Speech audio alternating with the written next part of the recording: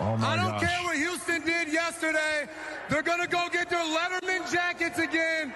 The Indianapolis Colts are 2-6 against the Titans since Pat McAfee came up here and did his wrestling announcement.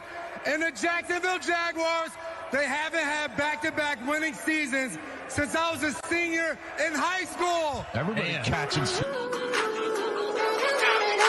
I don't wanna hear any more small talk. Off that short pier, take a long walk. My style ain't free cause it ain't off top. I'm at your throat, go get a cough drop. I don't wanna hear any more small talk. Off that short pier, take a long walk. My style ain't free cause it ain't off top. I'm at your throat, go get a cough drop. It's Kush.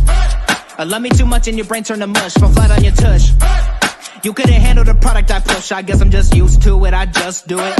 Like Nike swoosh, none of that Reggie Bush. Cause I'm top shelf, I ain't got wealth. But I'm on my grind like park rails.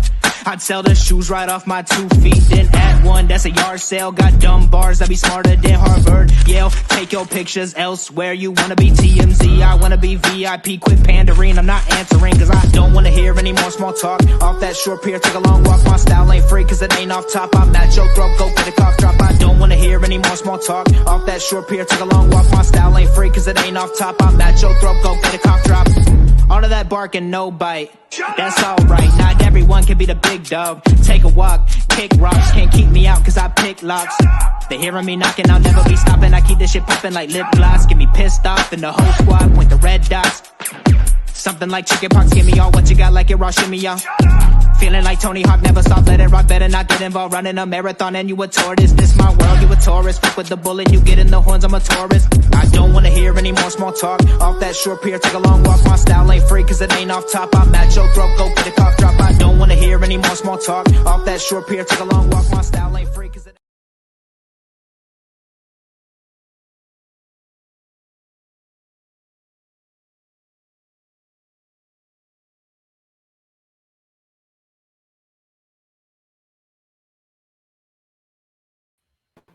What's up, Titans fans?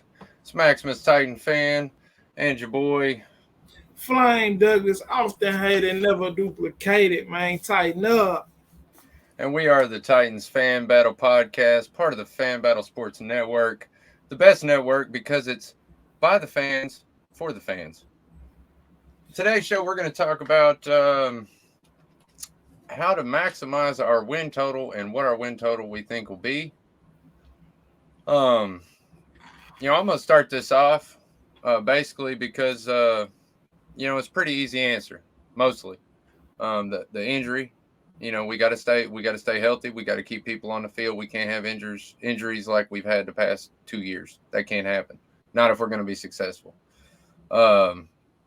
Another big part of it is the offensive line. I really feel like the offensive line has improved a lot this year. Dennis Daly's not there. He's replaced by Andre Dillard. Yeah, thank God, right? Thank God. And Andre Dillard, you guys, I don't know if you looked this up, but he's more of a pass blocker than he is a run blocker. That's the way he was drafted. That's the way his play is. He's good at keeping the pocket clean. He's not a very good run blocker, and I think that's why he didn't get the chance to start in Philly. Peter Skoronski, the bill is out, but again, he's supposed to have excellent pass blocking skills. Brewer is, if you look back, now I'm a big Aaron Brewer hater. You know this. If you watch my videos, you know this. But if you look back, when Ben Jones was playing for us, not last year, but the year before that, in the early of last offseason, there were a couple games that Ben Jones missed at center, and Aaron Brewer stepped in for him at center. And when he did play at center, he played actually really well. He played pretty darn good and got pretty darn good scores there. So we'll have to give him a nod until he proves us wrong. Brunskill is more of a run blocker, but as a right tackle, as a right guard, that's what you want. And Nicholas Petit Ferrer, excuse me if I said that wrong, is he proved to be pretty darn good. And to be honest, he had Nate Davis standing next to him last year, which is a run blocker. He's a really good run blocker, but he's not very good pass blocking. And I mean, when you're trying to do it all by yourself, it's just like, again, Aaron Brewer, you got to give him a little bit of a break, because I mean, to his left, he had the worst left tackle in all of football, and he's trying to block for these guys. The other big parts of the offense that need to improve is Kyle Phillips needs to stay healthy, stay on the field, and I think he will. And don't drop any more punts or kickoffs. Please. If you get a chance to punt or kickoff return, catch the damn ball first. Number 1, catch the ball. Number 2, run. Thanks. And we need Colton Dow to step up a little bit this year, I think. If we don't sign D-Hop, of course we'll get into that later, but if we don't sign D-Hop, then we need Colton Dow to step up to maximize our wins. Mm-hmm. The defense is pretty easy, man. Just do what you've been doing on the front 7. I think you're going to be improved because of Harold Landry coming back and Arden Key and all these things that we've done. But with the guys in the back, the young backfield, y'all gotta produce a little better. Y'all gotta do a little better. Even though Christian Fulton, was on I think he was number 8 on the top 10 list for the cornerbacks of what was his name? Some ESPN writer. I can't remember his name right now. I'm sorry, man. Yeah. But I did read that. I saw that. It surprised me, so I posted it. If you need to see that, you can see it on my Facebook page. But what do you think, Flame? What's your take on? Didn't mention what I'll mention at the end of yours. What our win total will be. Go ahead. Yeah. We'll save the win totals to afterwards. Offense, man. I think to maximize our offense, the number one thing we must do is protect the quarterback. You got to protect the quarterback. That's what we sucked at last year. I'm talking about struggle. Offensive line could not get it together at all. So, number one, we got to protect the quarterback, and I think we will. Like you said, we got Dillard on the offensive line now. We got Skoronski, Brewer at center now, Petit Frere. I'm liking what we're bringing on the offensive line now. Like, I'm really excited about this new group. They're young. Hopefully they can gel together, and by the time the season starts, we should be dominating the line of scrimmage. And that brings me to my second point of how we need to maximize the offense. We got to dominate the line of scrimmage. And when I say dominate, I'm talking in both phases of offense. We have to run the ball for Derrick. We have to open up holes for Derrick Henry, and we have to pass block for Tannehill. If we're going to have any kind of offense, we have to run the ball, which we know we're going to do anyway. So holes will have to be made. The blocks have to be held on to so Tannehill can go through his progressions and make the right pass. And, we want our offense to be this high-scoring offense, but like I said, we have to dominate the line of scrimmage or we'll be struggling again. And now number 3, we got to let the run open up the passing game. So we got to get our run game going. Last year, we struggled on first down getting the run game going. We'll give the ball to Derrick Henry. He running into a wall. We have to open up these holes. Like, that's the only way our offense is going to work. Everybody wants us to go out here and be this 5 wide, spread it out, throw the ball over the top. Come on, y'all. We got Derrick Henry. That's not going to happen. We're still going to be that smash mouth, run the ball down your throat football team first. Now, we might, with Tim Kelly, we might open up the pass game a little more than we have in the past, but we're still going to be that smash mouth football team. We're not getting away from that. Trust me, not just yet. Long as number 22 is on our team, we're going to run that ball. So we need to let the run game open up the pass, and by that I mean switch it up. We can't be so predictable. That's another thing. We can't be so predictable on offense. We can't. First down, we're going to run. Second down, we're going to run. Third down, we're going to pass. We got to get away from run, pass. And now that our old offensive coordinator is out of there, I'm feeling good about what we're going to do with this offense. Like, I know it's not going to be run, pass. So, and then my fourth thing is we have to score points in the red zone. Before last year, we were good at scoring points in the red zone. We kind of took a step back last year, and we just, we struggled, which most of the time, either Tannehill got hit, he didn't have enough time to run the ball, to pass the ball, or the hole wasn't open for Derrick Henry to hit the thing, or we didn't have no receiver that was going to catch the ball, bro. Like, who the hell was we going to throw it to? You know what I'm saying? So those are things that we struggled on last year that I think we'll do better with this year. And all four of those things will definitely help maximize our offense. And another key thing that we'll talk about a little later is signing DeAndre Hopkins. If that was to happen, I'm pretty sure that would help maximize our offense. That would give us two number one receivers on both sides with Treylon Burks and DeAndre Hopkins. Stick Kyle Phillips in the slot. Hey, man, it could be nice, but we talking about maximizing our offense. I think those four things would definitely help us, be more efficient, take less sacks, less turnovers. Those things would definitely help us maximize our offense, Max. I agree. And what is your win total? Right now, my projected win total for the Tennessee Titans next year is 9 to 10 wins. And that's honestly just being as honest as I can, not trying to be biased, take my heart out of it. I see us getting 9 to 10 wins simply because I do think our defense will still play good. We will struggle a little bit in the secondary because I'm not really knowing what our corners are going to bring. We always struggled against good wide receivers. Our cornerbacks have always struggled. And now you got I can't say good yet, but you got potentially good quarterbacks in the division. So, I can still see us having some problems with receivers, covering receivers and tight ends. Our offense, I do think our offense is going to be a lot better than people think. I don't think we're going to struggle too much on offense. I actually think we're going to put points on the board this year. I think Treylon Burks he's going to make a leap. I'm hoping Kyle Phillips make a leap. Chig is going to probably be one of our most dynamic players. And I see us being better than last year on offense, but not good enough to be a 11 to 12 win team.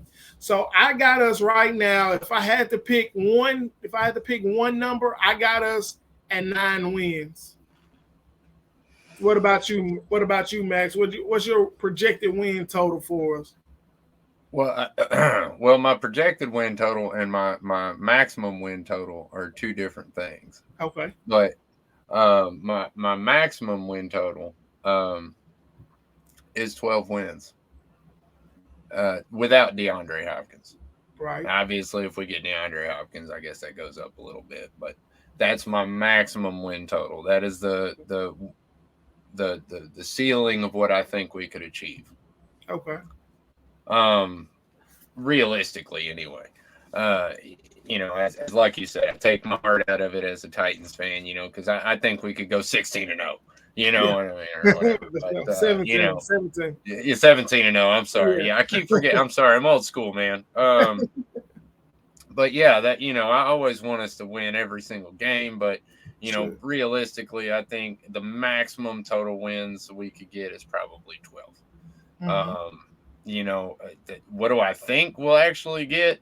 I think you nailed it. I think 9. I think 9 wins is probably exactly how many we'll end up with, either 9 or 10. Yeah. I still expect to go to the playoffs. I don't know if we'll win the division or not because of Jacksonville, and Houston actually doesn't look terrible. Mm-hmm. The Colts do, though, so that's nice. That's always nice. Shout out to all my Colt fans out there. My cousins, if you're watching, ha ha ha, you live in Indy. Sorry. Poor guys. Yeah, I know. I feel sorry for them. Ever since Andrew Luck left, they've just had no luck. Womp, womp, womp.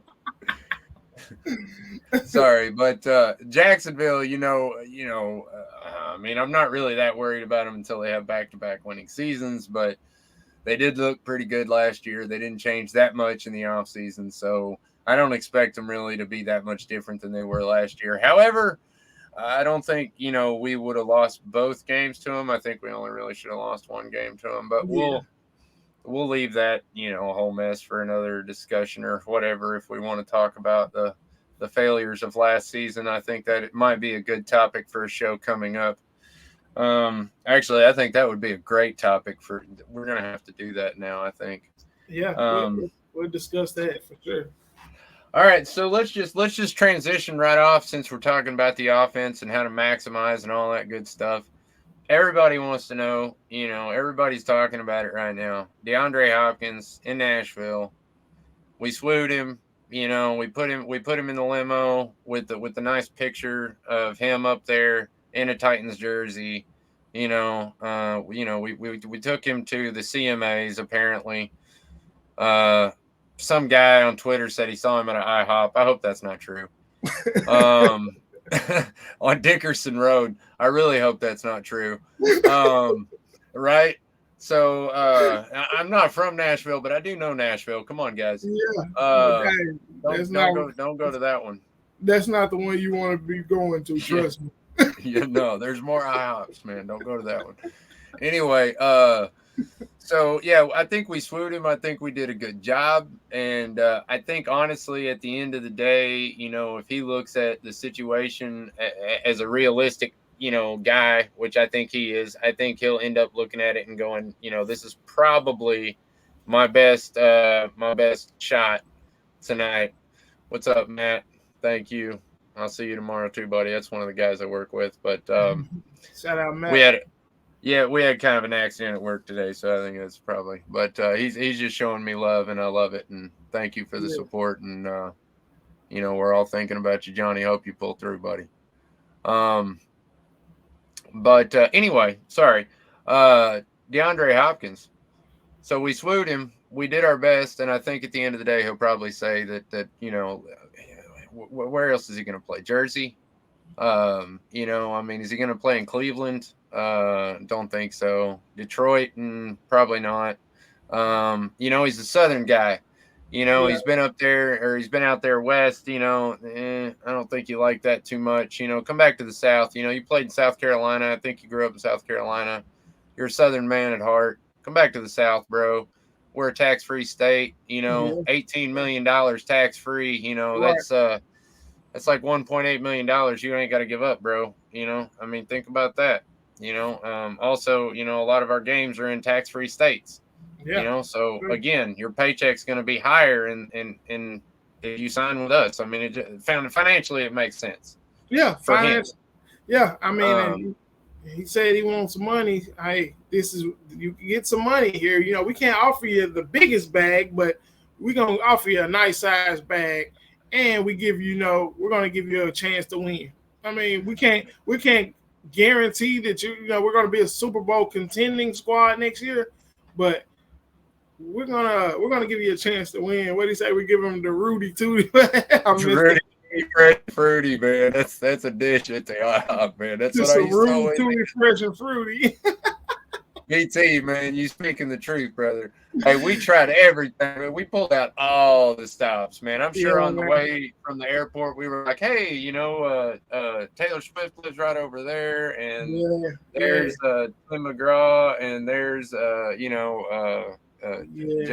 Jelly Roll, we got all these people here, and I mean, look at how sweet this place is. The CMAs, actually that lined up really well that he could go to the CMAs, because I'm sure he's not a huge country music fan, but at the same time, the energy you feel from something like that, you know what I mean? And you get a feel for how alive the town is at an event like that. You know what I mean? Like if you've been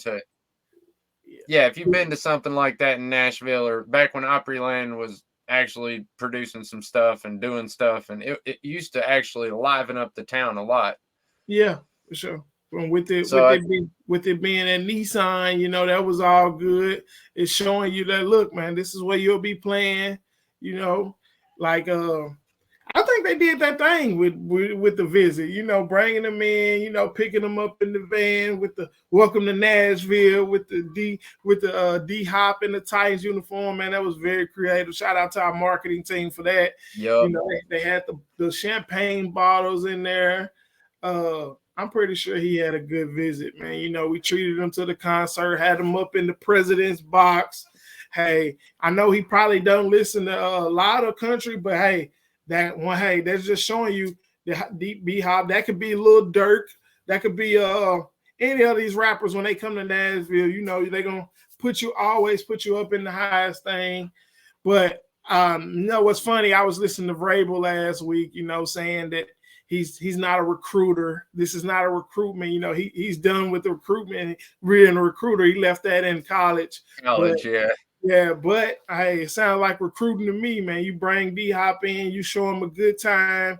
You tell him that we can probably give him probably 10, 15 million, depending on the incentives we can give him.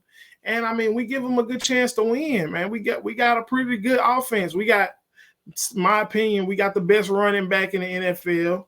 We got a decent Tannehill's been a decent veteran quarterback with a big arm. Dude's got a cannon. Mm-hmm. He's gonna put it there. He's gonna put it on you. Long as you get open, Tannehill will put the ball on you. So I mean, I know Hopkins. He's very familiar with some of our players. With him playing in Houston and just being in the AFC South for a while.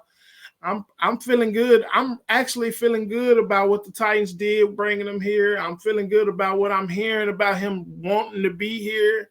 Like Vrabel said, man, we want players that want to be here. So, if you even show a little interest and want to be a Titan, and we're showing you, we got a new general manager who's determined to win. He's gonna bring more players in, Who wouldn't want to play for a general manager like Ran Carthon? I mean, everything the guy said so far just sounds good. He's gonna draft the right players. We're gonna turn this thing around, and right now it sounded good, man. Hey, hopefully one day I can say that DeAndre Hopkins is a Titan.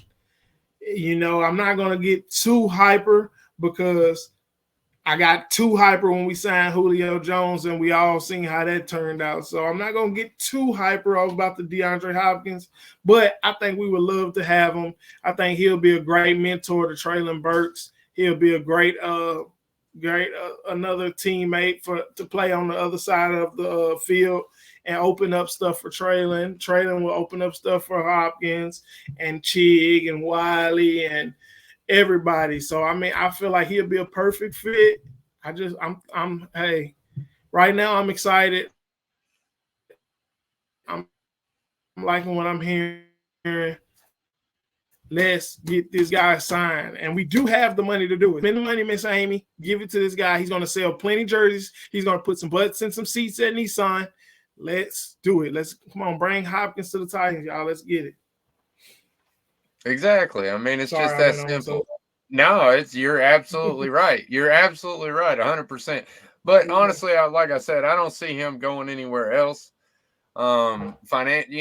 As much as Hopkins makes sense for the Titans, I think the Titans make just as much sense for DeAndre Hopkins. Yeah. And I know I get a lot of argument on this from other people outside of my organization because they don't see my organization like I see my organization. But I see my organization as an improved offense. We got a better offensive line, so we're going to be able to keep Tannehill up longer. We're going to be able to throw the ball. That means more time for him to scan the field. If you have Burks, then that also creates more opportunity for you. Mm-hmm. So, I mean, not only do you get the money, but you get Tim Kelly, who you were highly productive under. You already know he knows how to use you and what your favorite routes are to run and all that kind of stuff. You're already familiar with Vrabel, and you had high praise for him when he became a head coach. You said he knows how to win championships. And that's all he's done since he's got here is bring us to the playoffs, AFC championships. I mean, and there is a lack of what he is. You know what I mean? There is a lack at wide receiver. So there are plenty of targets or passes to go around. You know what I'm Yeah. saying? There's Yeah, plenty sure. for him to eat. There's plenty of food for everybody to eat. So come on in here, DeAndre Hopkins. Eat up. You're going to love it here in Tennessee. I'm telling you. I think, honestly, you're just making us sweat and trying to drive the price up a little bit by going to meeting other teams. Because I honestly think that you've already chosen. I believe that. I believe that he's already decided pretty much who he's going with. He's just kind of going to ride this out and see what he can get out of it or whatever. Get some nice visits, use up some time. I mean, just he's going to enjoy the hospitality while he's at it. I think this is his first time ever really being a free agent, so he might as well, go on a little tour, have fun this summer a little bit, and soak it all up. But it's not to say that the Browns don't do something completely stupid and offer him like $30 million a year. Then he's gone. You know what I mean? So I understand what he's doing. Yeah, it wouldn't surprise me a bit. At the same time, if we're within $2 million of anybody else's offer out there, even if we're not, I think he calls us back and goes, "Hey, man, you want to match this offer?" I really believe that he would want to play for the Titans. It just makes sense. It makes way too much sense. Way more sense than the Patriots. Yeah, I don't know if you know about the Bill O'Brien comments, but he said some really nasty stuff about DeAndre. I'm not even gonna bring it up, DeAndre, because that was just uncalled for. Yeah. I mean, you don't, as a man and as a coach, you should never say things like that about your players unless, they've just done something heinous and he had at that point. So I don't understand it. And then they do that baffling trade-off, which just didn't make any sense to me at all. But hey, DeAndre, come back to the AFC South, man. You can play Houston twice a year, and this year you can wear an Oilers jersey and smash their face with it. Yeah, that's going to Would that not be beautiful? That's going to be beautiful. And I can say the last two franchises that Hopkins played for have been discombobulated. You know what I'm saying? Like, the Texans were going through a whole new rebranding. We all know what Arizona was going through. They trying to get new coaches. Their front office was just a wreck. Hey, we have some stability finally in the front office right here in Nashville. We got a new general manager, Miss Amy. She's a great owner. She's going to give us what we need to be successful. Vrabel, been the coach of the year a couple years ago. He ain't done nothing but win since he's been here, man. Like, we're stable. All we need is that other receiver, a veteran, catch the ball. And we all know when we've had this pass catchers conversation. DeAndre Hopkins is definitely a pass catcher. He's not a guy that's gonna get a lot of run after the catch. He's going to catch that ball, get out of bounds or get down, but he's catching that ball if it's coming his way. So I feel like why not? Why not, Hopkins? Only reason I can see you not coming to the Titans is probably because money. But I think we got enough of that finally to give you at least for 1 or 2 years. So at this point, I don't really see a reason that he wouldn't want to come here. You know what I'm saying? I feel like we got the best looking jerseys. There's a lot of reasons I can see yes, and it's very few reasons I can see no. But we're gonna see how it all play out. But why not? Why not play on the side of a first round rookie? Why not play on the same team as the best running back in the NFL, who's big as hell when you see him in person, and you can see why he's still sawing people to the ground, and and for a team who's about to be rebuilding the stadium, and it's gonna be a nice man. Just why not? Just this. I just feel like this. I feel like it will be, and then like you said, with the links with Vrabel and Tim Kelly, like I just feel like it's just a match made in heaven for Hopkins this off season. And like you said, with all the pay, the taxes, and it's just all green light, man. Come on, Hopkins, do what you're gonna do. What you got to think do. about this: the last GM traded off our star wide receiver. The year after he went out and got the Julio Jones deal, right? and we're still paying Julio Jones, even though he hasn't played for us in 2 years. Right. Now, a lot of people are comparing this situation to the Julio Jones, A.J. Brown situation. And let's get something really clear right now. Julio Jones and DeAndre Hopkins, at their stages of their career when we signed them, if we were to sign DeAndre Hopkins now, are at completely different stages. They are at completely different talent levels. Julio Jones already had 2 busted up years of his knee getting busted. DeAndre Hopkins hasn't. I mean, DeAndre Hopkins has been producing the last 2 years. He just had to sit out a 6-game suspension because of, some stuff. Don't worry about that, though, DeAndre. It's no big deal, man. Come on down to Tennessee, bro. Seriously, we love you, man. We love you. We want you. We want you, man. We want you. The VT, stop with that now. Come on now, quit. No. What did he say? I missed that one. I just said it's all coming down to money. All coming down to money. Look at my dog TJ. Flame my dog. Yeah. I ain't gonna start nothing. Shout out to the whole team. Shout out to my dog. Shout out to my dog TJ, man. He a Steelers fan, but you're not against the Steelers, so that's my dog, man. Tighten up though, TJ. Yeah, hey, that's cool. Yeah, that's cool, man. I feel that. I'm the same way with UT. When they play Georgia, I always want UT to win, unless they're playing Georgia. Right. Exactly.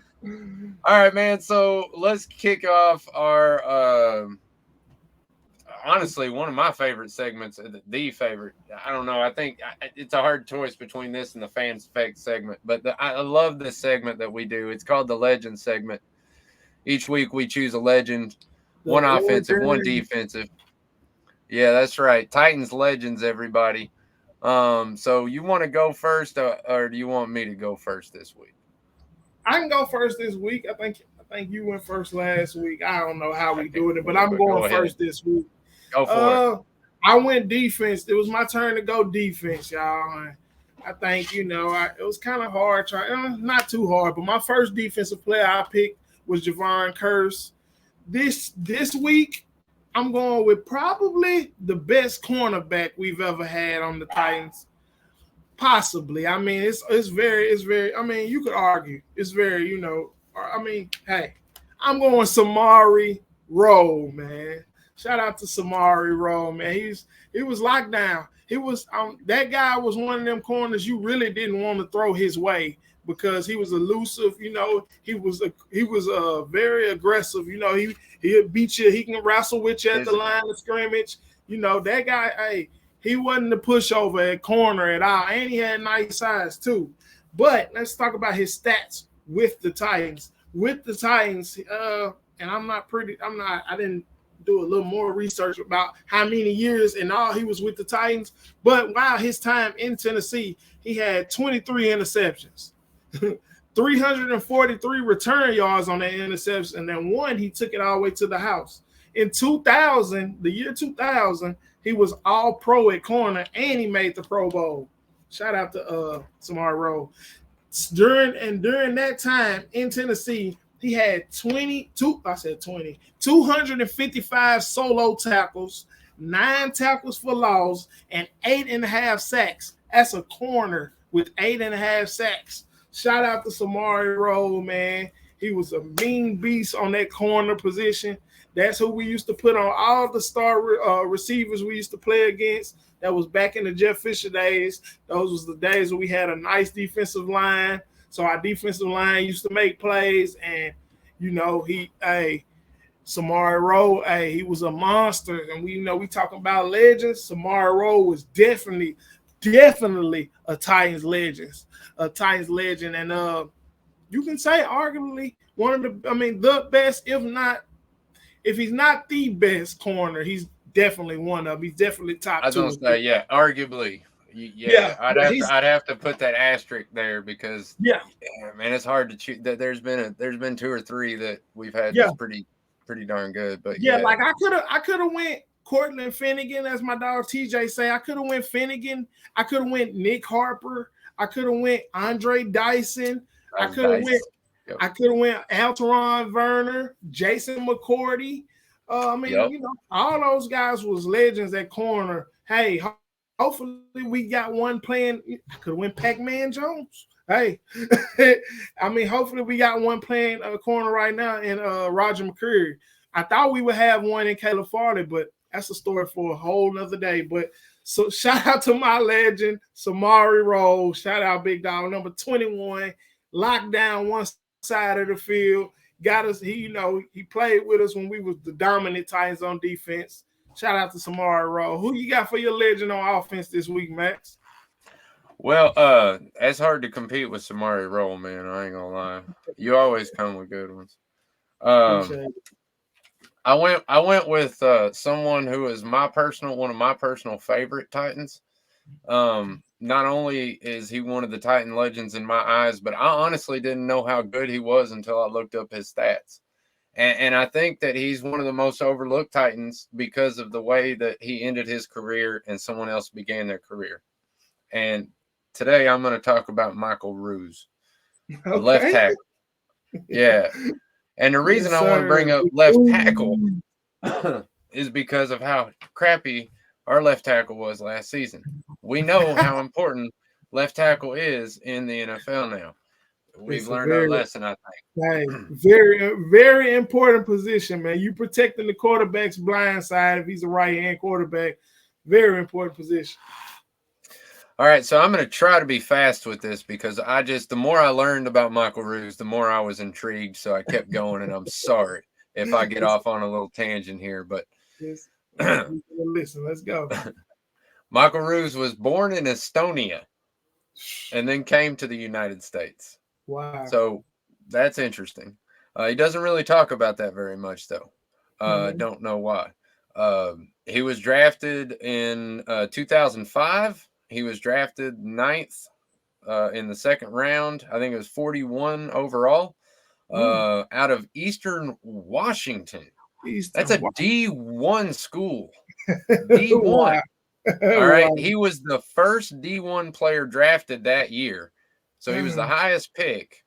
And he has been the highest pick out of Eastern Washington ever since. Nobody's ever been drafted from that school higher.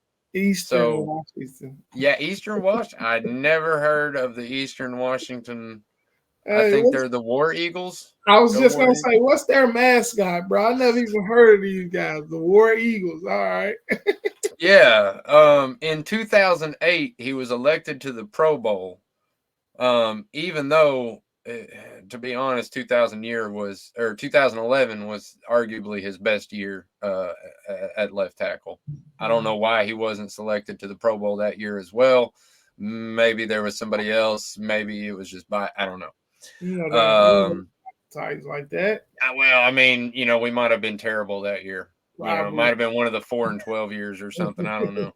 It's hard to think about those years. Right.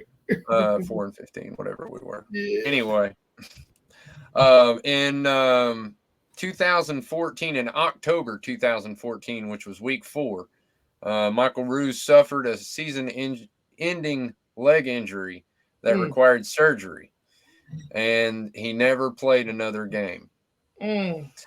Now, the reason that I said he was overlooked is because waiting in the wings for him was first round draft pick at number 11 overall, Taylor Lewan. Lewan was literally ready to step in. They were literally just letting Roos ride out his contract, and then they were going to just let Lewan come right in the next year.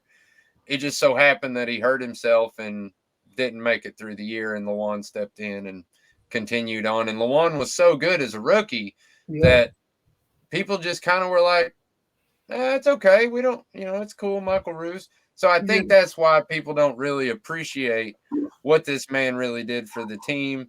He retired in 2015, the next season. He never played for another team. I will say that he played 148 games for us. That means he missed one, if you're keeping count. Wow. One game.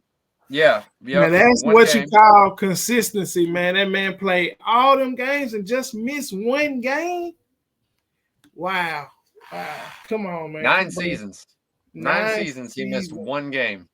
And the reason he missed a game is because he had emergency appendectomy surgery. Come on, man. That just And he shows was back out there the next week. Man, come on. That just show you he had to damn near be dying to miss a game, man. Shout out Michael Ruse, man. They don't make left tackles like him no more, man. Now we're going to go over some stats real quick. Okay. And for comparison, I've also got Taylor Lewan stats here. Okay. Because a lot of people say, you know, he's a really good left tackle for the Tennessee. And I don't disagree with him.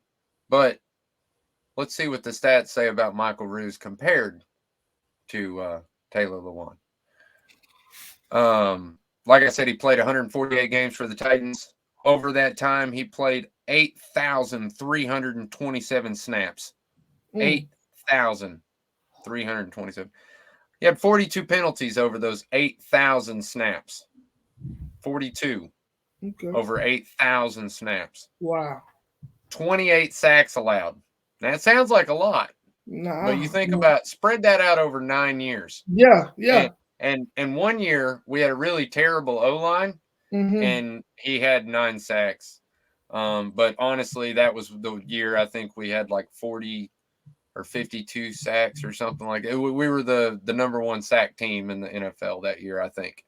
Okay. So it was just our O-line was crap. The next year we got Kevin Mawai and everything kind of balanced. I think we also got David Stewart, I think, was the right guard at that point, or the right tackle. I mean, so we kind of like shifted everything around on the O-line and really straightened it out. And then for the rest of his career, he got the right out. But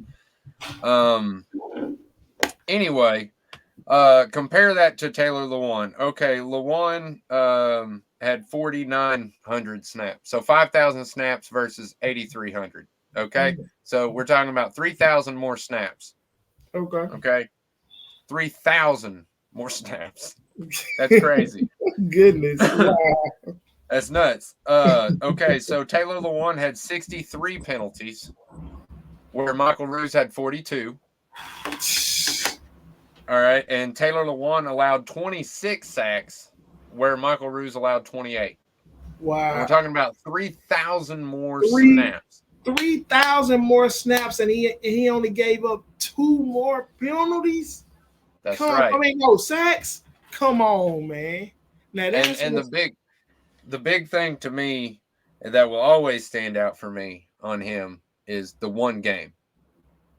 Yeah, he missed one game. Man, that's what you need out of your O lineman. Man, that's what you need out of your O lineman, man. That's consistency, and not only consistency, he's fucking performing while he's out there, man. Like that's a legend. Big legend, man. That might have been the best legend we done came up with right there, Max, man. Shout out to Big Ruse, man. Michael Ruse. Yeah. Most underappreciated Titan ever, man, is Michael Ruse, bro. And I don't know if little known fact, what is it? Is it cousin, nephew, something like that? Jordan Ruse is actually akin to him. So we actually have somebody on the team currently who's still kin to Michael Ruse. Michael Ruse is huge, man. I love Michael Ruse. Good dude, man. Oh, the funny fact. Yes, sir. What's the fun fact? I forgot the fun fact. I always try to throw in fun facts, like with Bullock, he had, the cafe that he opened or whatever. So with Ruse, the funny fact is, and it brings Keith Bullock into it too, Jared Allen decided in 2018 that him, Mark Bulger, Keith Bullock, and Michael Ruse was going to form a curling team, and they tried out for the 2022 Olympics, although they did not make it. Yeah. Could you see him out there with little sweepers? Yeah.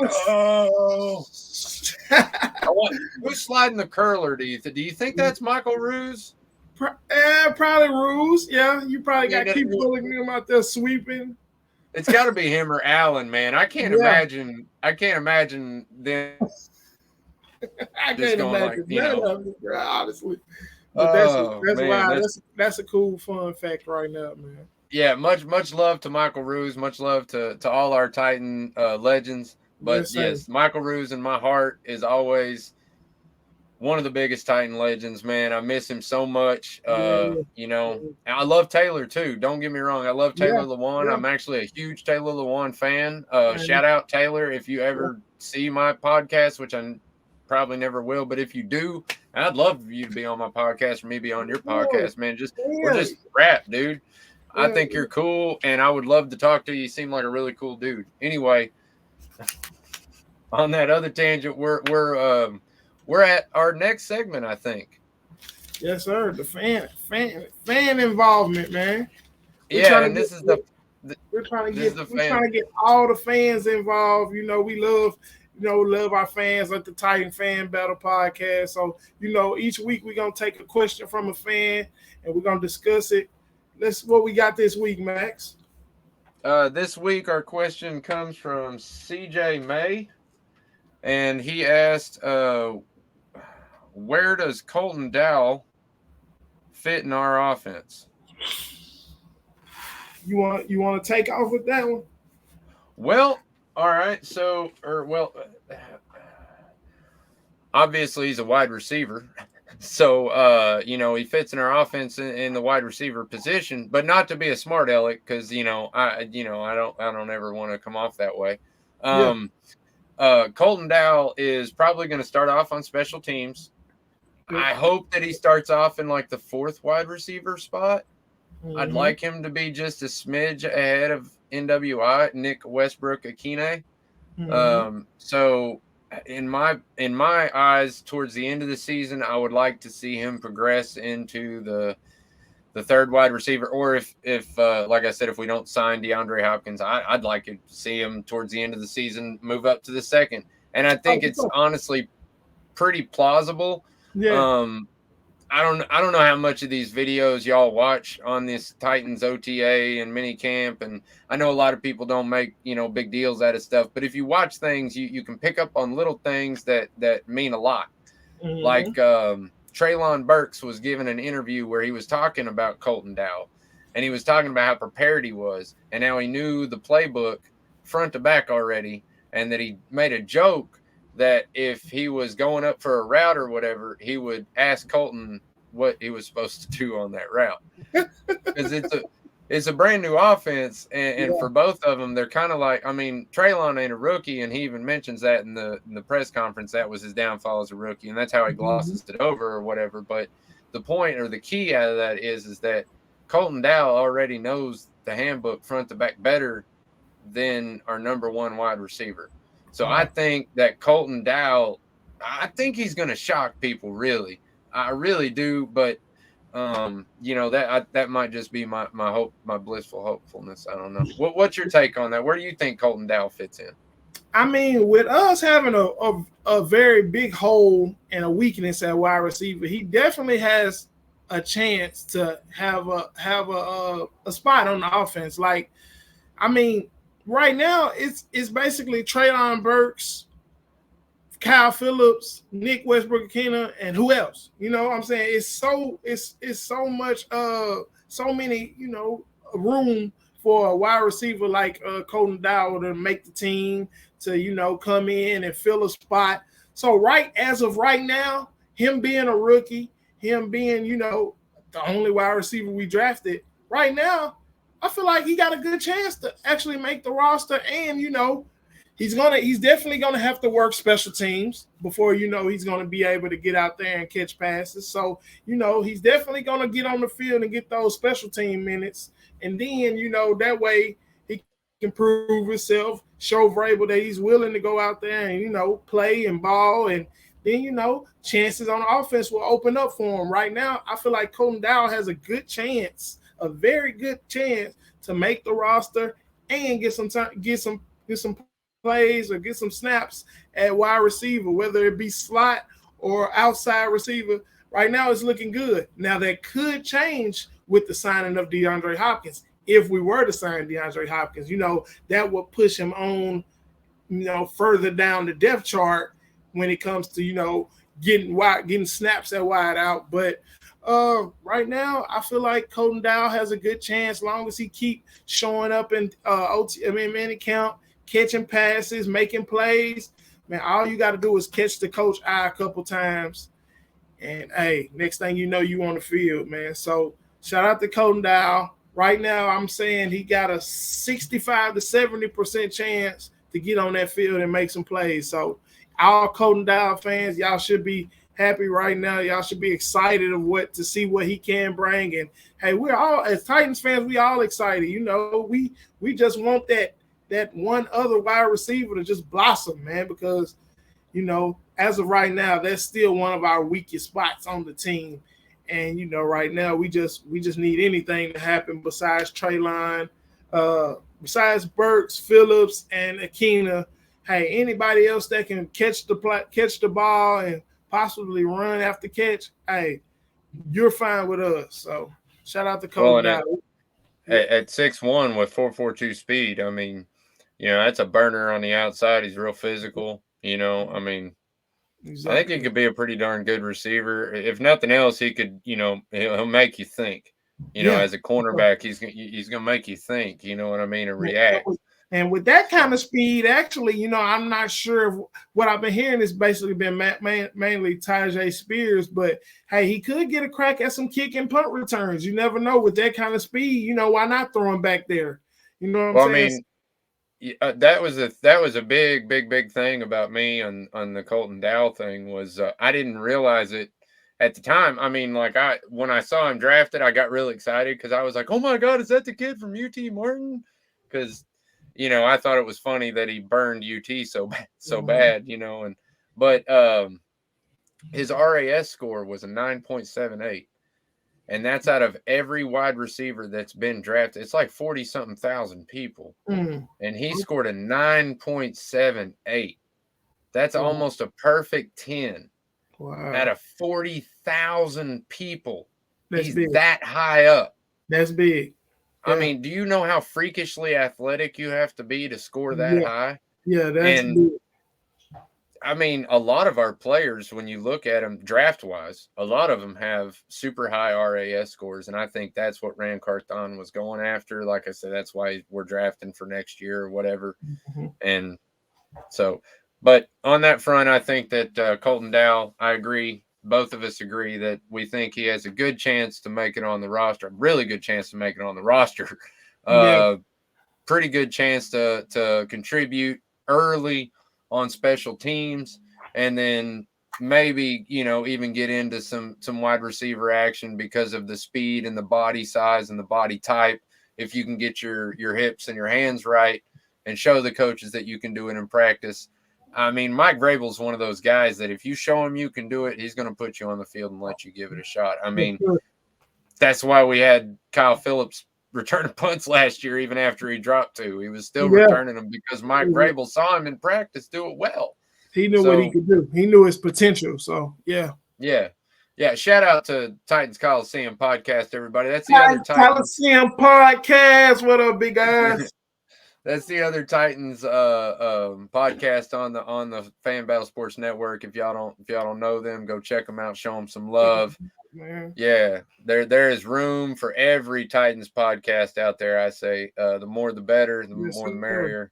Yeah. Yes, sir. We all Titans fans at the end of the day. So hey, once you need some more Titan content, definitely go check out the Titans Coliseum podcast. Oh, there you go. What do you think? Take it. What's that? My boy TJ. That's your boy. Yeah. Yeah. My boy TJ say, I support the Titans, but y'all still don't have the quarterback to take y'all there. Hey, when you say there, TJ, you talking about the Super Bowl, you know what I mean?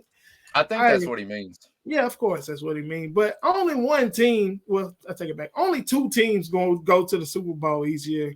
And I mean, hey, me personally, bro, I feel like Tannehill could take us to the Super Bowl with the right weapons. You know what I mean? Like, he has to have the right weapons. A lot of people don't believe in Tannehill because he's not giving them good reason with his postseason play. You know what I'm saying? Like I said, I said it on a couple podcasts ago. Man, that Bengals game just still hurts, man. That 3 interceptions, and it still hurts, man. That was a game. That was a season. I felt like we really had the team to win the Super Bowl, bro. Like We did. If we would have beat the Bengals, we would have went on to play Kansas City, where they would have had to come to Nashville. Kansas City would have had to come to Nashville. They came to Nashville.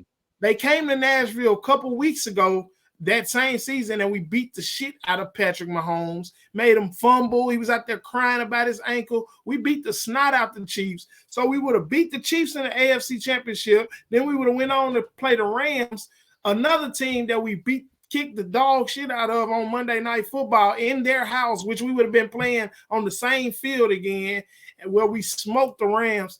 That was our year, so that hurt. Man, that hurt.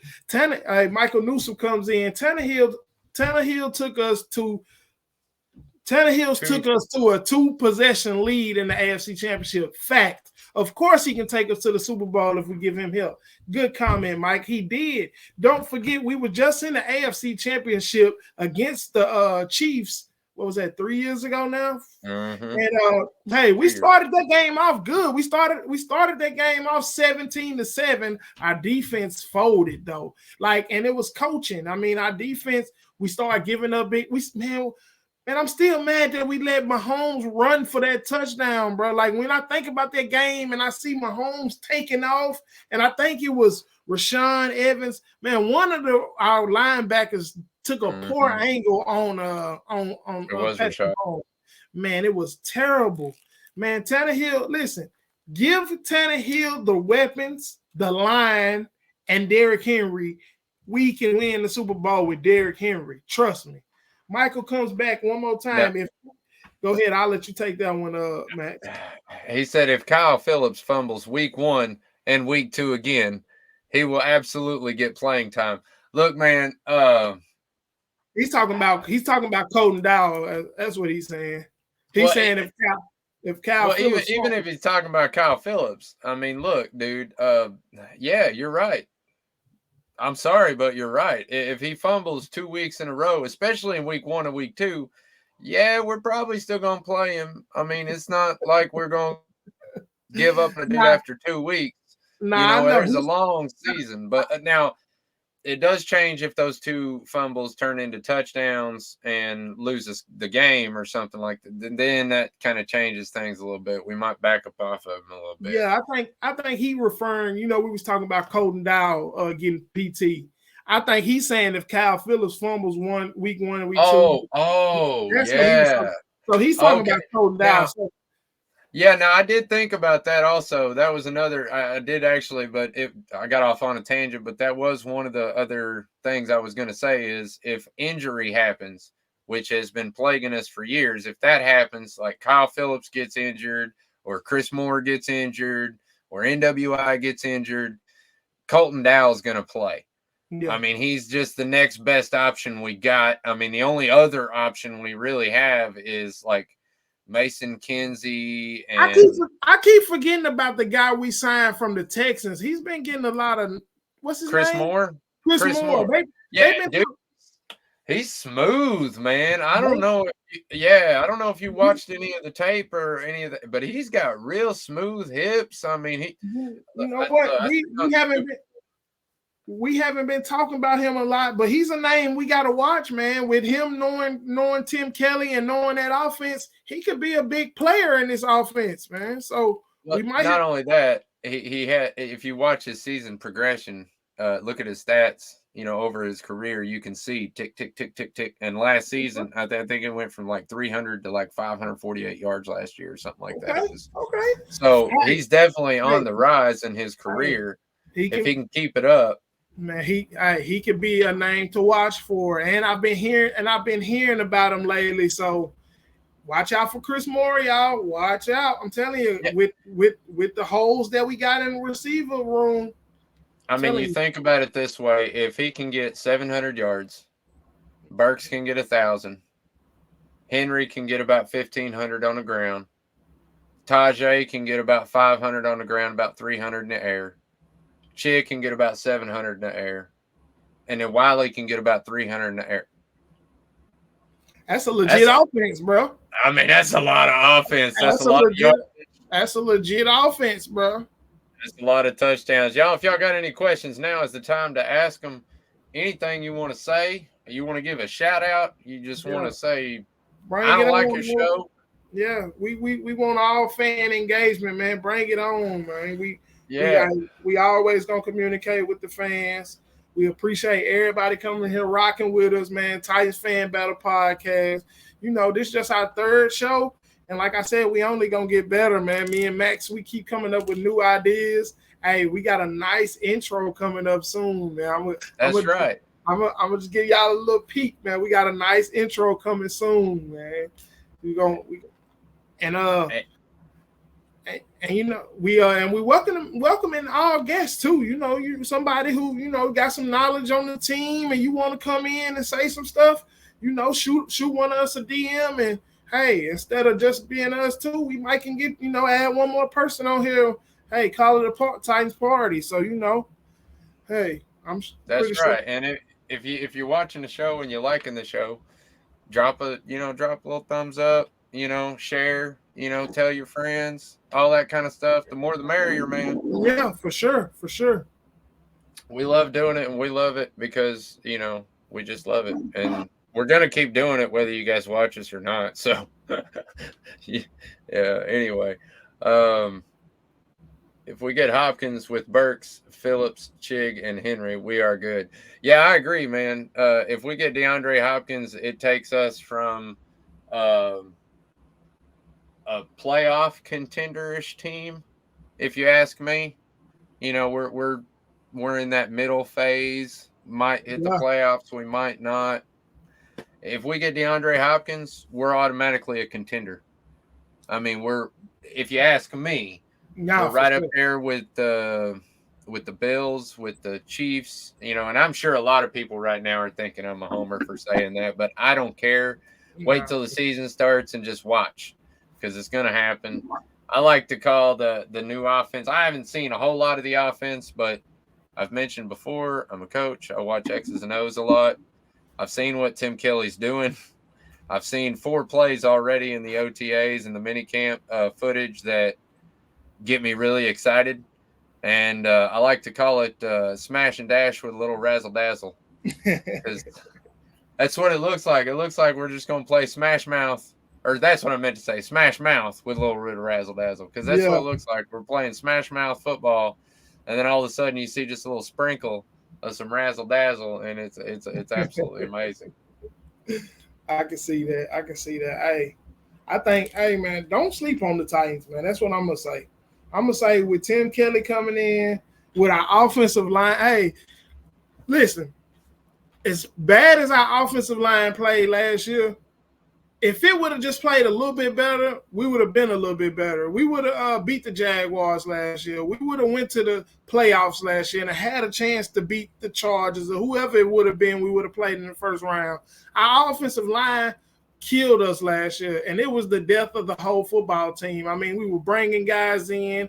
Dennis Daly missing blocks. Everybody was missing blocks. It was a mess on the offensive line, and they kept running these same guys out there. And I'm pretty sure Tannehill was frustrated because he kept getting hurt. It was a mess. Derrick Henry couldn't even run left. All he could do was run right. Like, we were so predictable. Tannehill had no time to throw the ball. When he did throw it, who was he throwing it to? Who was on the field? Nobody was on the field most of the time. Like, when he was throwing the ball up, it was games where Treylon Burks missed, and he was supposed to be our number 1 receiver. Kyle Phillips missed a ton of shit basically the whole season. Like, half the time, who was out there catching the ball? The only person we had out there to catch the ball was Chig. And hey, I mean, that was terrible. Go ahead, bro. I'm sorry. I got to say something real quick. By the way, if you're still watching VT, enjoy Bobby Trees. Enjoy Robert Woods all you want, brother. You enjoy him. I love that you're optimistic about what he's going to bring to your team, and that the Titans were just so terrible that he couldn't produce on our team. You just believe that all you want, brother, because Bobby Trees is terrible, man. He is washed up. He's just a possession receiver, and he can't even get open. Like, he can't even get open. Like, and Newsom here says that huge difference between Julio and Hopkins. we talked about that earlier in the show, but yeah, there is a huge difference there. Julio was already busted up for 2 seasons. Hopkins is healthy right now, and he's been producing. He just had to sit out 6 games last season. Shout out to Newsome. I definitely agree with that. Yeah. Putting out some good comments now. Let's see what do we feel about the cornerbacks? Well, I mean, hey, we just talked about corners, but Mike, man, look, that's a group. Right now, we got a group of corners. I feel like should be better than last year because we brought in Sean Murphy-Bunting, which I think was a good pickup. He's a solid pickup. I think he can play man and hold his man to, he can, hold his side of the field down. On the other side, I don't know if we're going to start Fulton. I don't know if we're going to go McCreary, but I like McCreary. I would pick McCreary over Fulton. I would put Fulton in the slot. I'm liking what we got. I want Caleb Farley to be good. I know we all do. Don't know what the fuck is really going on with the guy, but we drafted him first round. Like, those are players that hurts our franchise when we draft them first round and they don't fucking play. Like, that shit's that kill us in the long run.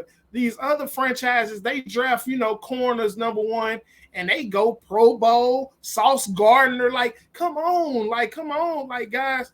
We drafted Caleb Farley number 1. We need that guy to do something. If he's not going to do something, get him off the field.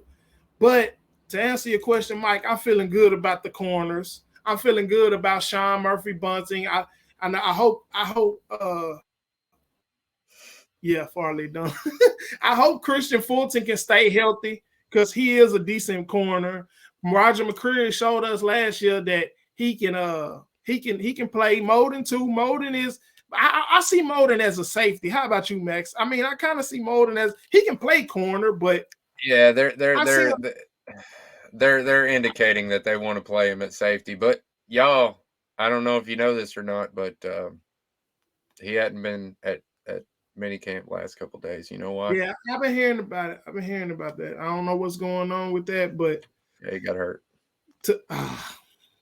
To answer your question, Mike, I'm feeling okay about the corners. I did say earlier in this show that that's probably going to be one of our weaknesses on defense again, bro. Like, until we can draft a star, until we can sign a star, or at least somebody who's a certified man corner and can shut down a star receiver, we're going to continue to struggle at corner.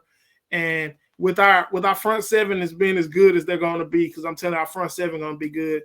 Our corners are still going to struggle, bro. We're still going to get burned. Trust me. Yeah, I think Fulton's shown flashes of amazingness and what he can be. If he can do that on a more consistent basis and stay on the field, then I think he would make a heck of a QB1. But honestly, I don't think he's our QB1 this year, based on CB1. Thank you. Sorry. Holy cow. Yeah, definitely not a quarterback. I don't want to see him doing that. But I don't think he's the CB1 this year. I think, honestly, he's CB2. That job belongs to Sean Murphy-Bunting. People might think I'm crazy on that, but, man, watching him in practice against Treylon Burks, and Treylon Burks is an improved Treylon Burks from last year, I was impressed. I have been impressed so far. There was one day they were even talking about how smothering he was, that he just absolutely shut him down for a whole period of practice, that he just completely although Burks did come back in that and show up. But still, the point is that I think Sean Murphy-Bunting is going to be a huge surprise. Roger McCreary's size is what kills him. Otherwise, he is a star, man. I mean, he showed it last year with his heads-up play as he was going out of bounds, catching the ball and throwing it back in bounds so that we could get it. Yeah. I mean, who even thinks about that when they're in the game? That is nuts. Yeah. And for a rookie to pull that off, hats off to you, bro. Yeah. Good job, man. Good job. Because that's the kind of stuff we need, and I hope that you play like that next year or this year. I want to see that. I think our DBs are going to be okay. I do think it's probably the weak spot of the defense. I don't know. I guess linebacker is ish, but I don't think. I was going to say because I really believe that Azeez Al-Shaair is going to be good. And I think Artie Monty Key. Rice. I think those two they're going to do what we ask linebackers to do, Yeah, which is those are stop the run and watch the tight ends for 10 yards. Michael Newsom says a lot of people are down on our DBs, but last year we allowed 21 points per game. Any kind of decent offense, and you're a 12-win team if the defense allowed 21 points per game. You're right. You're right. Yep. See, that's the problem last year. Our offense just couldn't match our defense. We couldn't score 21 points. Our offense couldn't get to 21 to save their life, bro. So that was our problem. I was going to say, go back and look at how many games there are where we score 21 and less. It's so ridiculous. And go back and look at how many. This is the part that gets me excited about Tim Kelly. Go back and look at how many games we started off well. And it is a fact now. It was a theory then, but it's a fact now that he was pre-planning and pre-scripting the first few drives of the game. And after half, and then he was also scripted, and he was also responsible for our red zone. And now our red zone total did dip a little bit last year, but in red zone goal to go, we were like number 1 in the league, I think, or number 2 in the league. So we was good on the scripted plays, but once we went off script, we were terrible. And that's my point, man. So I really have a whole lot of faith in that. I'm sorry, VT, I ain't showed it till now, but he said when could he produce when your quarterback's only throwing 6 times in the second half? I guess he's talking about the 2 or 3 games that we had with Malik Willis and where Tannehill was hurt. But because Tannehill slings the ball, and you look at the first 3 games of the season, man, you'll see what I'm talking about. No, Tannehill's gonna if a passing play is called, Tannehill's gonna throw the ball, bro. Like, yeah, I have I don't doubt Tannehill at all. No, dude. Answer this real quick. No, he's under contract. Yeah, he's under contract. So I mean, we'll be here, baby. He ain't going. Yeah, man. He's under contract. But with them asking him to take a pay cut, they could look into trading him. You never know. If I've heard a lot of trade talk about the mayor of Murfreesboro, and you know how I feel about that. And maybe it's my bias that just doesn't want him to be traded, but I just feel like he brings something extra to the defensive backs, and if you look at what he's done, all he's done since he's been here, is take away the ball. You got to think though, Mac, he getting older too, though. I mean, I know he's getting older. I know he might only have about 2 more years left in him, but I don't care. I want those 2 years. I want them. I want them. Hey, listen, I just got done talking about a Titan legend who only missed 1 game in his whole career and played the entirety of his career with the Tennessee Titans. Listen, that's what I want. I'm with you, bro. Listen, as Titans fans, we deserve those last 2 years. We deserve That's it, right. It's just like Derrick Henry, man. Look, I love Derrick Henry. I know he's probably gone after this year, and that breaks my freaking heart. Oh, my God, it hurts so bad to say that. I don't want to say that. I say it through my teeth because it just hurts that bad. Yeah, it's going to hurt. It's going to hurt, bro. I got jerseys up and everything, man. It's going to hurt, man. King, listen, man, if you can hear me, man, you're the king. You've already established that. You stay with us. We're gonna do this. We're gonna keep doing it. We're gonna ride you until you're just done. So I mean, just stick with us, man, until you're done, and then go out a legend, like all the. Well, you're still a legend. I don't care. But anyway, I digress. As a franchise, that's what we got to start doing, though. We got to start keeping our players, to the end of their career, man. Like we're tired of seeing our good players have to play with a team for 2 years, then retire, come back and retire as a Titan. Go on and let Byard play his contract out as a Titan. Pay the man what you've been paying him. He definitely deserved it. He definitely deserved what he's getting. Just let him go. Mr. Newsom coming with some good comments here. A little something extra that Byard brings to the DBs is the ability for them to make a mistake because he's going to correct it in real time. Yeah. He's right. I've seen him do it in games. I've seen him literally grab a cornerback by the helmet and yank him over there and tell him and show him and move his hand. You can tell he's telling him on the route when he cuts. Bayard plays better when the cornerbacks are playing good, because that allows him to free roam back there instead of having to focus on the wide receiver that's torching our fucking corner. So then that takes him out of position as a safety, because he's having to step up and make up the slack for that corner. So if our cornerbacks can be solid, Bayard will continue to have Pro Bowl seasons. So we just need our CBs to play and guard these wide receivers, and Bayard will sit back there and pick shit out the air. If Henry doesn't get 10,000 rushing yards as a Titan, it's a crime against Titan Nation. That's correct. Hopefully Henry can finish as the leading rushing Titan. I think he has a little bit to go before he even hits Eddie. I had to look it up because I knew it was 8 something. I just didn't know what the next number was. I was hoping it was an 8-7 so that I could say, hey, man, we got a shot this year. I mean, it's a long shot, but we got a shot. But at 8-3, I mean, you got to score 2,700 yards in one season. Damn, you do that, bro. You are the king. You are the best. Yeah, I mean, I don't think anybody. Has he even passed Chris Johnson yet? In the Titans? Yeah, Titans rushing yards. Yeah. The only two that he doesn't have yet is Earl Campbell and Eddie George. Okay. Yeah. Okay. And he's almost caught up to Eddie George. So, yeah. Eddie George, he on your ass, Eddie. Oh yeah, man. You're right. I can't do math. I'm sorry, man. You see, y'all get to see how bad at math I am right now in my head. Oh, you did say 83. That ain't 27. Yeah, 80. Yeah. Hey, man. I'm talking about football, not arithmetic, and I'm sorry, but yeah, you're right, Michael Newsom. We might actually get to see Derrick Henry. There is a good chance we get to see Derrick Henry, because last year he was slated.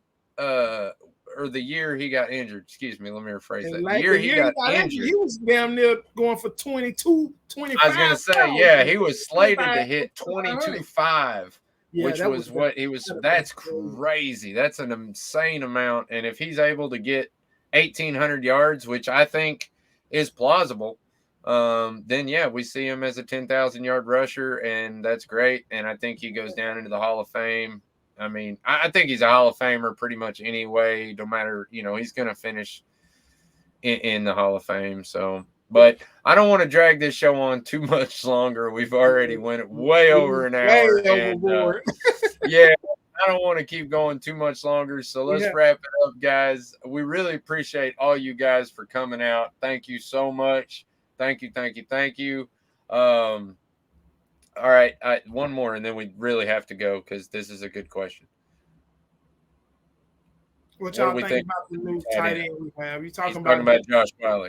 Josh Whyle. I think Josh Whyle. I'm sure he's not talking about Trayvon Wesco. I mean, come on now. Who cares about? He's talking about Josh Whyle. Yeah, he's talking about Josh Whyle. I watched some of his college highlights. He's a pass catcher. He's a man. He's tall. He's a big size guy. He's 6'4". He's gonna make some plays. He's gonna make some plays. He's gonna try to make up for that weak wide receiver room we got. I think Josh Whyle will be a good pass catcher for Tannehill. He'll do some of those things that Austin Hooper did. Get in the middle of the field, get open, make some crazy catches, and he's tall, so he's gonna be taller than a lot of these linebackers. So I like Josh Whyle, and I think he's gonna do some big things. So yeah. Okay, yeah, really agree on that. I had to look it up. He's 6'6". I'm sorry. Yeah, he's not 6'4". He's 6'6". Yeah, and he's got, I think, a 34 or 37-inch vertical. Yeah. So yeah, big. And if you watch his stats, or I mean his highlights at Cincinnati, he is a pass catching tight end. He runs. He's big though. He's physical. Mm-hmm. Afraid to just dig in and take the block, which I like. But also, he doesn't really run after the catch very much. I mean, he doesn't have a lot of wiggle in him or anything like that. So I see him as a intermediate pass and a big touchdown target. Yeah. Now I could see Josh Wiley maybe only pulling 2 or 3 touchdowns. 200, 300 yards, but I could also see him pulling 5 or 6 touchdowns this year. Yeah. You know, and then Chig have like 700, 800 yards, and then still only 6 touchdowns, just as much as Josh Wiley. But that's because Josh Wiley he's a bigger threat in the red zone. Yeah. So you can throw it at the crossbar and he can still catch it. You know, I mean that's easy. So there's that.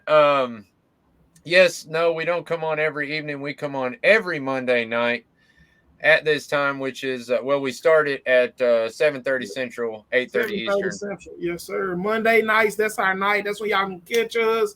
We appreciate everybody tuning in to watch us, man. I know everybody. Hey, maybe in the future, you know, we might move up to 2 shows a week. You never know. When the season starts, we got a little bit more to talk about. But until then, just catch us every Monday, 7:30 Central. I appreciate everybody for rocking with me and my guy Max, man, on the Titans Fan Battle Podcast. Follow the Facebook. We got a Titans Fan Battle Podcast Facebook. Follow that. You can catch us there. You can catch my guy Max on his page, Maximus Titans Fan. I'm on my personal page, Flame Douglas. Y'all need anything, y'all can hit us up there. We just appreciate y'all for rocking with us, man. Keep the views coming, keep the shares coming. We only going up, man. This is going to be one of them podcasts that you're going to want to watch every week because we're going to bring the facts and we're going to integrate the fans. So, I mean, this is y'all podcast just like it's ours, man. We want y'all to have input. And, I mean, this is for the people, man. Tighten up. That's right, everybody. We want y'all to be a part of this podcast. That's kind of the whole idea, is that y'all help produce the content along with us. Get your ideas out there. What do you think? Let us be a voice for you. Yeah. That's why we do this whole segment part in the end, is to give you a voice, to say whatever you want, get it out there. Doesn't matter what I mean, if something we don't think, or, you know, something you're completely against what we say, you know, even if we disagree, get it out there, man. Yeah, let us know. Let us know. Yeah. And again, very much. Like Flame said, you can find me on Facebook, Maximus Titan Fan, and Twitter, Maximus Titan Fan. You can find us on YouTube, Titans Fan Battles Podcast. And like he said, you can find us on Facebook, Titan Fan Battle Podcast, and the Flame Douglas. And that's it, everybody. Thank you and good night, and have a good night. We'll see you next week right here, Monday night, 7:30 Central, 8:30 Eastern. Thank you. Tighten up. Tighten up.